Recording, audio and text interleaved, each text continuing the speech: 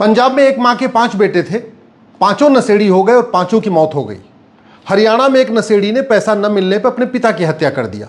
उत्तर प्रदेश में पैसा न मिलने पर एक नशेड़ी ने अपनी पत्नी की हत्या कर दिया। राजस्थान में एक नशेड़ी ने पैसा न मिलने पर अपनी मां की हत्या कर दिया।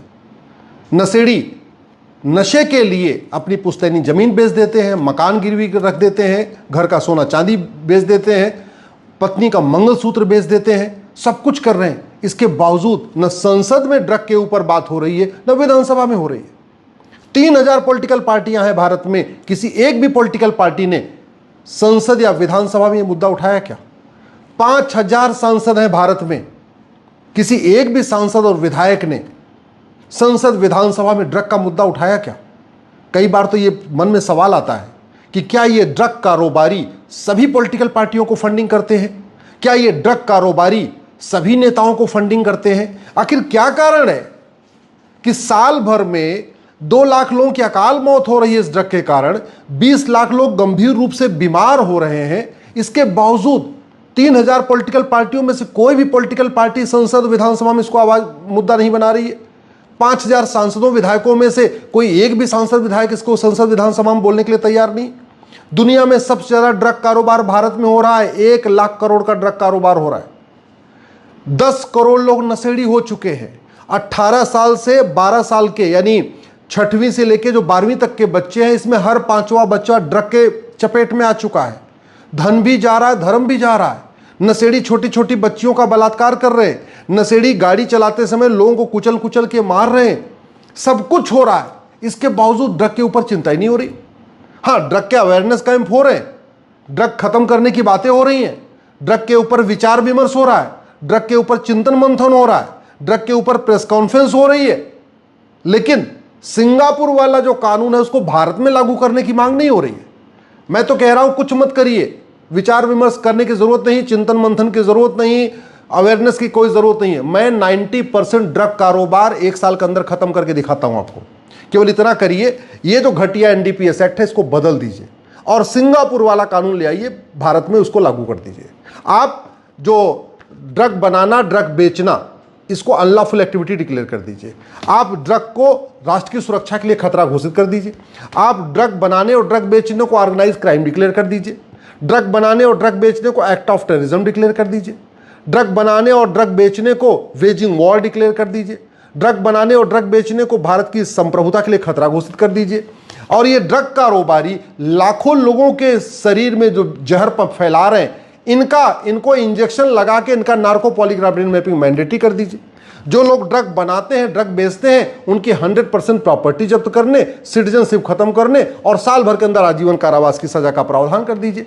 हमारे पास ऑर्गेनाइज क्राइम है, गुजरात के पास गुजको का है, महाराष्ट्र के पास मको का है, लेकिन ड्रग कारोबारियों पे, ड्रग बनाने, ड्रग बेचने वालों पे मको का लगता नहीं, गैंगस्टर एक्ट लगता नहीं।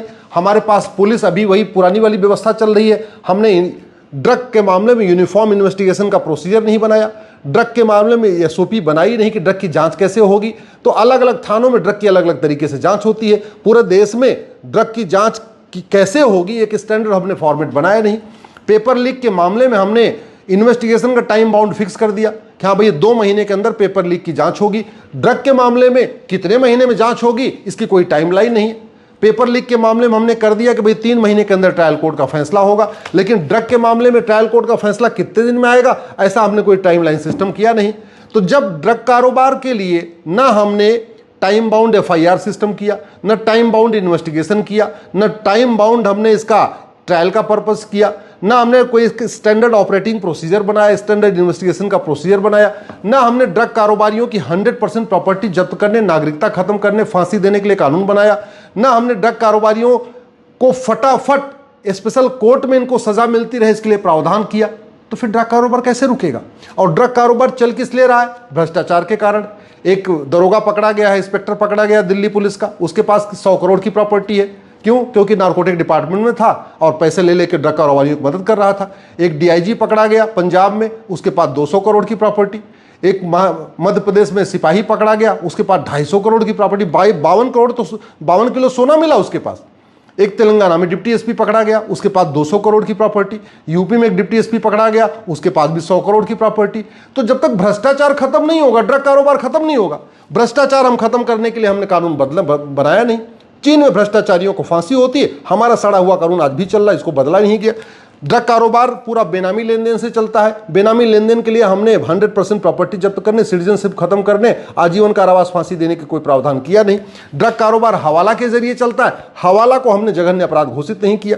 ड्रग कारोबार ब्लैक मनी से चलता है, ब्लैक मनी को हमने जघन्य अपराध घोषित नहीं किया। 100 रुपए से बड़ी नोट बंद नहीं किया, 1000 रुपए के ऊपर कैश लेन देन बंद नहीं किया, प्रॉपर्टी को आधार से लिंक करने के लिए कानून नहीं बनाया। भ्रष्टाचार के मामले में टाइम बाउंड इन्वेस्टिगेशन होगा, टाइम बाउंड ट्रायल होगा, टाइम बाउंड जो है इसका सजा होगी, वो हमने प्रावधान किया नहीं। अगर पेपर लीक की जांच 2 महीने में हो सकती है तो ड्रग की भी जांच 2 महीने में हो सकती है और भ्रष्टाचार की भी जांच 2 महीने में हो सकती है। अगर पेपर लीक के मुकदमे का फैसला 3 महीने में आ सकता है तो ड्रग कारोबार का भी फैसला 3 महीने में आ सकता है, भ्रष्टाचार का भी फैसला 3 महीने में आ सकता है। मुझे समझ में नहीं आ रहा है कि क्या सभी पॉलिटिकल पार्टियां भ्रष्ट हैं? क्या सभी पॉलिटिकल पार्टियों को ड्रग कारोबारी फंडिंग कर रहे हैं? क्या सभी 5000 सांसद विधायक भ्रष्ट हैं? क्या सभी 5000 सांसदों विधायकों को ड्रग कारोबारी फंडिंग करते हैं? अगर नहीं कर रहे हैं तो ये 5000 जो सांसद विधायक है, इसमें से 5 सांसद विधायक संसद विधानसभा में आवाज क्यों नहीं उठा रहे? ये 3000 पॉलिटिकल पार्टियों में से 3 पॉलिटिकल पार्टियां ड्रग के खिलाफ आवाज क्यों नहीं उठा रही हैं? मेरा आपसे आग्रह है, सोचिए, क्योंकि आने वाले टाइम में ड्रग के कारण एक बहुत बड़ी सुनामी आने वाली है। कैंसर हो रहा है ड्रग के कारण, नशा शराब के कारण हार्ट अटैक हो रहा है, हार्ट फेलियर हो रहा है, बांझपन बढ़ रहा है, नपुंसकता बढ़ रही है और दुनिया भर की बीमारियां बढ़ रही हैं। अगर इस ड्रग कारोबार को नहीं रोका गया तो अगले 10 साल में सुनामी आ जाएगी, कैंसर की सुनामी आएगी और भी बीमारियों की सुनामी आएगी और भारत बर्बाद हो जाएगा अगर हमने ड्रग कारोबार को नहीं रोका। इसलिए अपने सांसद विधायक से मिलिए, उनको जगाइए, वो क्यों नहीं बोल रहे हैं उनसे सीधे सीधे पूछिए कि क्या आपको फंडिंग मिलती है, आखिर आप ड्रग के खिलाफ आवाज क्यों नहीं उठा रहे हैं?